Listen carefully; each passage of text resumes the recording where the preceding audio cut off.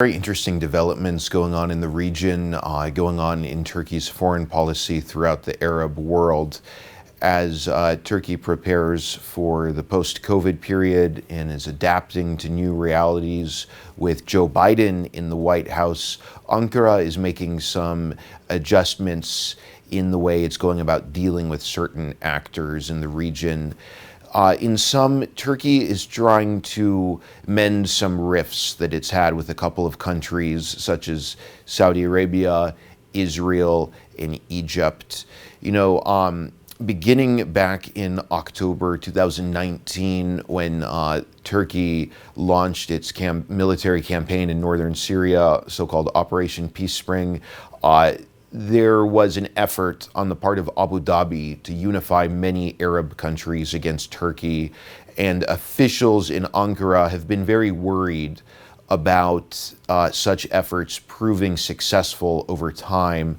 So what we're seeing right now, I think, are some efforts on the part of Turkey to sort of create some wedges between the UAE and some of its allies and partners in the region, and to try to bring some of these countries a little bit closer to Turkey.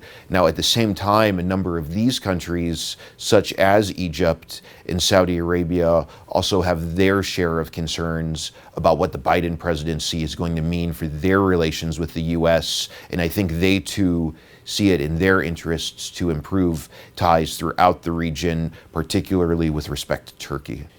I think, especially when we're talking about how Libya is impacting the relationship between Egypt and Turkey, I think Egypt and Turkey are being very pragmatic and very realistic about what's going on.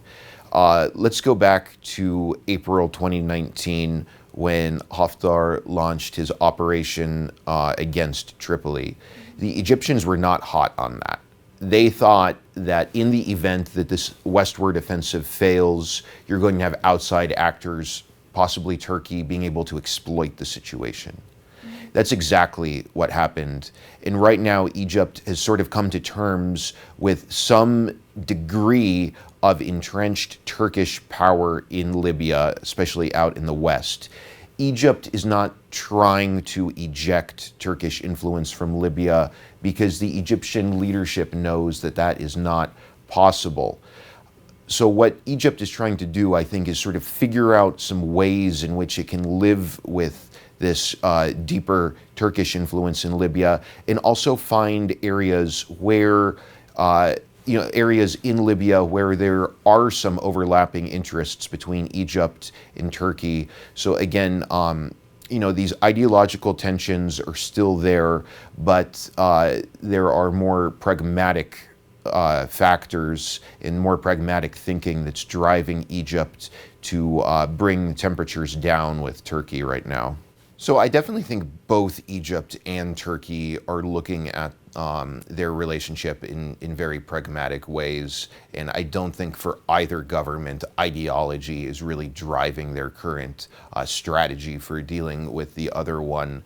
Again, Egypt knows that Turkey is not going to expel all Muslim Brotherhood figures from Turkey. This is something the Turkish government would never do to meet a demand of an Arab regime. The officials in Cairo know this, and they're not going to make unrealistic demands for some sort of reconciliation. Now, having said that, there's also rhetoric for public consumption, and there's also the whole PR side of everything. So I think we need to be keeping this in mind when we hear these kinds of statements from Egyptian officials about the terms for reconciliation. I think, though, it's best for the two countries to focus on issues where they can collaborate and where they maybe do see certain things similarly, and then later on try to address some of the more sensitive and controversial issues. I think if it begins more with a focus on those super controversial issues that have created a lot of tension between Cairo and Ankara since 2013, I think this whole possible rapprochement could be derailed pretty quickly. So I also think we should keep in mind that there might be some spoilers who don't want to see the two countries get closer together, and they certainly have their own cards they can play.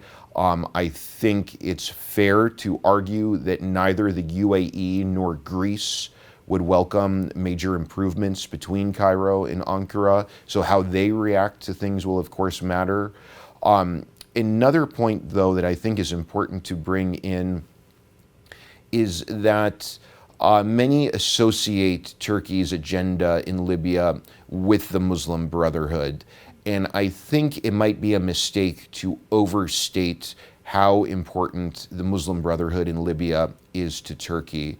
I think Turkey is more focused on strategic agendas and aims, and not so much just focusing on Islamists in Libya. I think Turkey worries about its military footprint in the country.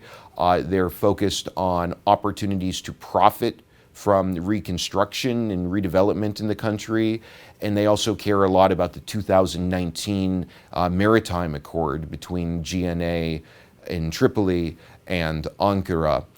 I think Egypt is sort of comfortable with Turkey pursuing those interests, and Egypt knows that supporting the Muslim Brotherhood in Libya is not necessarily that high of a priority for Turkey. I think Turkey will probably have a Muslim Brotherhood-friendly foreign policy for the foreseeable future. I mean, down the road, obviously many things can happen, but there's a lot of soft power that Turkey has in Arab and Muslim majority countries that does tie to many of the links that the Turkish leadership has to various Islamist groups and movements throughout the wider Islamic world. I don't see Turkey walking away from those kinds of relationships. That being said, though, I think Turkey is interested in improving its relationships with a handful of countries, such as Saudi Arabia, Egypt, so on and so forth, that have had problems with Turkey's relationship, perceived or real relations with these various Islamist groups. It'll be interesting to see how Turkey can go about pursuing these kinds of reconciliations while also trying to maintain its Muslim Brotherhood-friendly image throughout the wider region.